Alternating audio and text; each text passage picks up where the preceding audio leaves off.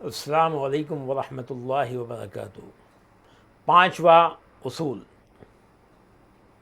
जो बुज़ुर्गान चिश्त ने जो उसूल बनाए थे ज़ुबान की हिफाजत के लिए, उन 5 उसूलों में से ये 5वां उसूल है जो आपके गोशे गुजार हैं। गौर से सुनिए। उखरवी अज़ाब व आफ़ात की तंबीह, यानी आखिरत के अज़ाब और आफ़ात की वार्निंग। हमें ज़ुबान की अदम हिफाजत पर आखिरत के अज़ाब व आफ़ात को मलहूज़ रखना चाहिए। यानी अगर हमने ज़बान की हिफाजत न की, ज़बान को लगाम ना दिया और खुला छोड़ दिया और जो चाहा उसने बका, तो वो तो बक के अंदर चली गई, लेकिन उसकी जो तकलीफ़ और सज़ा जो होगी, उस पे जो अज़ाब व आफ़ात आखिरत में आएंगे वो हम पर आएंगे। तो सालिक को चाहिए कि इस हवाले से इस नुक्ते पर गौर व फिक्र करे कि जो बात भी करता है वो 2 हाल से खाली नहीं। एक, यानी जब बात करेगा तो 2 हाल से खाली नहीं होगी। क्या? कि या तो वो हराम व ममनू होगी, यानी या तो जब बात करेगा तो मज़े करने के लिए, जिसको कहते हैं ना चुटकुला सुनाओ, या कोई लताफत की बात करो, या बहुत ही मज़ाहिया बात करता है, या महफ़िल को लालाज़ार कर देता है, महफ़िल को बहुत ही मज़ेदार कर देता है, महफ़िल में रंग भर देता है। तो वो रंग कैसे भरे जाते हैं? वो सब हराम व ममनू बातों से भरे जाते हैं। तो 2 बातें होती हैं जब इंसान अपना मुँह खोलता है। ज़ुबान से बोलने के लिए जब मुंह खोला जाता है तो 2 बातें होती हैं कि या तो वो हराम और ममनू बात होगी, या फिर मुबाह और फजूल होगी। एक तो हो गया हराम और ममनू, दूसरा मुबाह और या फिर फजूल बात होगी। अगर की जाने वाली गुफ्तगू हराम और ममनू है तो फिर उसके नतीजे में अल्लाह ताला के अज़ाब से पाला पड़ेगा, जिसके सहने की ताकत नहीं। और जितने महफ़िलों को लालाज़ार करने वाले हैं, महफ़िलों में रंग भरने वाले हैं, वो सब हराम और ममनू बातें करते हैं। तो उससे क्या होगा? उसके नतीजे में अल्लाह ताला के अज़ाब से पाला पड़ेगा, जिसके सहने की ताकत है ना इंसान को नहीं है। तो सालिक को इससे बचना चाहिए। हुज़ूर अकरम नूर मुजस्सम सल्लल्लाहु अलैहि वसल्लम से रिवायत किया गया है कि आप सल्लल्लाहु अलैहि वसल्लम फरमाते हैं कि मैंने शब मेराज में कुछ ऐसे लोग देखे जो मुर्दार खा रहे थे, यानी मरी हुई चीज़ें खा रहे थे, मुर्दार चीज़ें खा रहे थे। मैंने पूछा कि ऐ जिब्राइल, ये कौन हैं? तो जिब्राइल ने बताया कि ये वो लोग हैं जो लोगों का गोश्त खाते थे, यानी गीबत करते थे। तो गीबत करना कैसा है? जैसा मुर्दार का गोश्त खाना।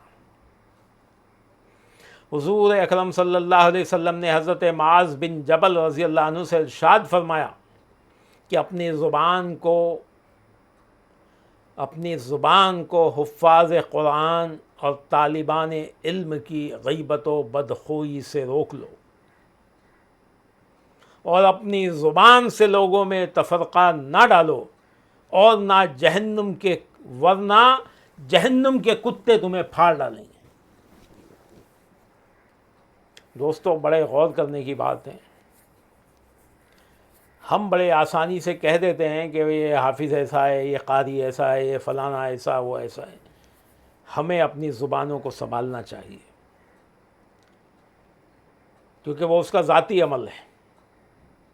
लेकिन हम जब उसको ये कह रहे हैं कि ये कारी, ये हाफिज़, ये हुफ़्फ़ाज़ कुरान ऐसे हैं, तो दरअसल हम उसकी ज़ाती बेइज्जती नहीं कर रहे।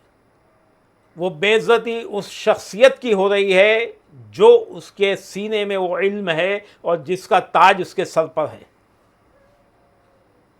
तो उससे सरकार ने मना फरमाया है कि उससे बचो, अपनी ज़ुबान को। हुफ़्फ़ाज़ कुरान, वो उसका मसला है, वो चाहे कुछ भी करे, उससे दुनिया कमाए या दीन कमाए, वो उसका ज़ाती मसला है। लेकिन तुमको तो बचना चाहिए। तुम बचो कि उसको कुछ ना कहो। और तालिबान, तालिबान किसको कहते हैं? तालिबान इल्म, यानी इल्म सीखने वाले, उसकी भी बदखोई और गीबत न की जाए। इन दोनों से अपनी ज़ुबान को रोक लो। और आपने फरमाया कि अपनी ज़ुबान से लोगों में एक बहुत ही ज़रूरी चीज़, अपनी ज़ुबान से लोगों में तफ़रक़ा ना डालो, यानी फ़िरक़े बंदी ना करो, फ़िरक़े ना बनाओ, वरना जहन्नम के कुत्ते तुम्हें फाड़ डालेंगे। ये जो 72 फ़िरक़े जाएंगे ना, वो इसीलिए जाएंगे कि वो फ़िरक़े बंदी में लगे हुए हैं। इसलिए गरीब नवाज का मामूल था कि कोई भी उनके पास आता तो उनके फैज़ करम से फैज़ पाता, चाहे अपना हो या बेगाना, हर एक पे बराबर करम फरमाते। तो इसलिए गरीब नवाज की जो तालीमात हैं उस पर अमल करो, फ़िरक़े बंदी ना करो, फ़िरक़े ना डालो, फ़िरक़े ना बनाओ, सबसे मोहब्बत करो और सबको अपने गले लगाओ। तुमसे जो हो सकता है उनके लिए करो, वरना सरकार के कौल के मुताबिक जहन्नम के कुत्ते तुम्हें फाड़ डालेंगे।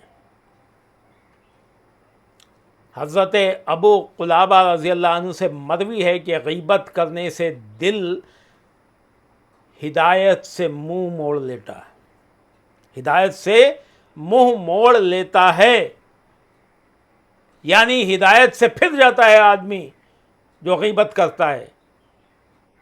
तो सालिक को चाहिए कि गीबत से अपनी ज़ुबान की हिफाजत करता रहे और अल्लाह ताला के हुजूर उसके फ़ज़ल व करम से गीबत से महफूज रहने की तौफ़ीक़ का सवाल करता रहे। और सालिक को चाहिए कि मुबाह कलाम से भी बचना चाहिए, ताकि रियाज़त बेकार ना हो जाए। शेखान चिश्त अहले बहिश्त ने मुबाह कलाम से ममानियत की भी 4 वजूह बताई हैं, यानी बेकार और बेकार चीज़ें तो अलग हुई, गीबत अलग हुई। मुबाह कहते हैं अच्छा कलाम, लेकिन कैसा कलाम? जिसमें कोई फैज़ ना हो, यानी जिस कलाम में कोई भलाई ना हो, यानी ना वो हदीस हो, ना वो कलाम इलाही सुना रहा हो, ना हदीस सुना रहा हो, यानी या बुज़ुर्गान चिश्त के अक़वाल सुना रहा हो। ऐसा छोड़ के खाली वो लोगों के दिलों को खुश करने के लिए अच्छा कलाम सुना रहा हो, लेकिन उससे उनका कोई फ़ायदा होने वाला नहीं है आखिरत का, तो ऐसे कलाम को मुबाह कलाम कहा जाता है। जैसा शेखान चिश्त अहले बहिश्त ने इसकी भी तशरीह की है। सोचने की बात है कि हमें क्या क्या चीज़ें, क्या क्या नेमतें दी हैं उन्होंने। मुबाह कलाम से उन्होंने शेखान चिश्त ने ममानियत की है और उसकी भी 4 वजूह बताई हैं, 4 वजह बताई हैं कि इनसे बचना, मुबाह कलाम से बचना चाहिए।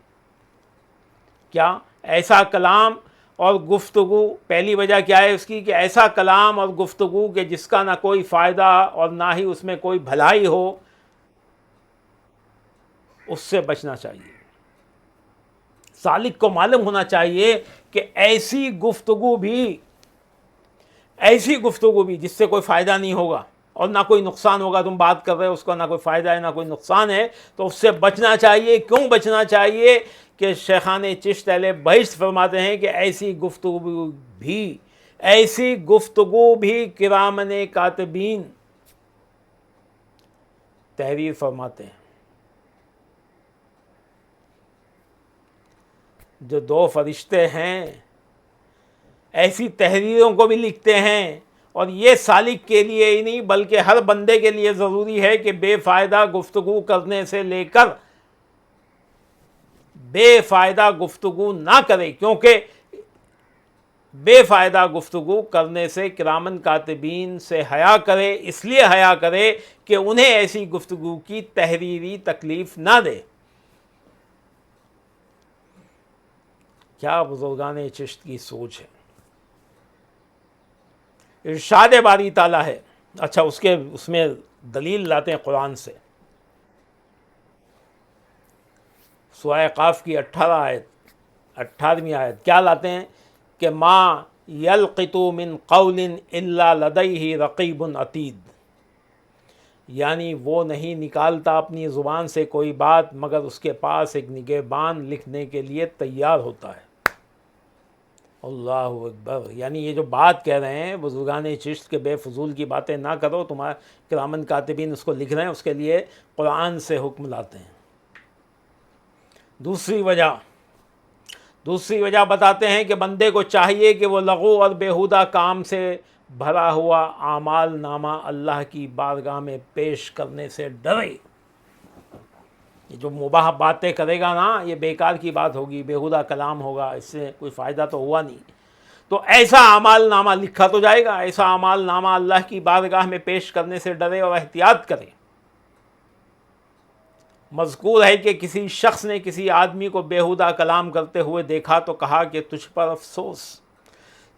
अफसोस है कि तूने अपने रब की बारगाह में पेश करने के लिए आमाल नामा भर रहा है। ज़रा गौर तो कर कि तू किस चीज़ से आमाल नामा भर रहा है।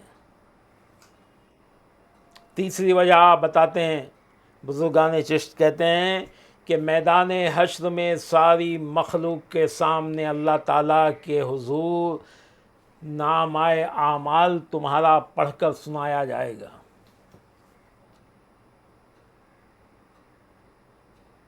तुम्हारा